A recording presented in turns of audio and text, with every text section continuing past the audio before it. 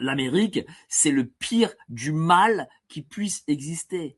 Et se voir dominé par ces gens-là, c'est pire qu'un crachat, c'est une humiliation, c'est même, je n'ai même pas les mots pour le coup, parce que moi c'est un pays que je n'aime pas du tout, l'Amérique. Hein. C'est un pays que je n'aime pas du tout. C'est un pays qui doit au final être radié, rasé, peut-être. Et je pense que c'est quelque chose qui arrivera. Moi, je vais vous dire une chose.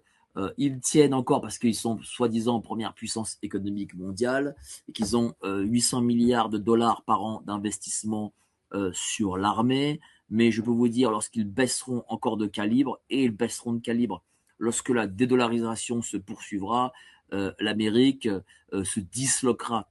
Et je peux vous le dire, hein, alors je ne sais pas en combien d'état, mais je suis certain qu'une guerre de sécession se repassera chez eux, parce qu'en réalité, ces gens-là, ils surjouent en patriotisme qui est bidon en fait, qui est bidon. Voilà, c'est un patriotisme bidon qui n'a pas lieu d'être d'ailleurs.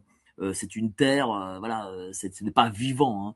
Nous, on peut dire encore que voilà, c'est une terre consacrée. La France est une terre consacrée par le Christ. Voilà.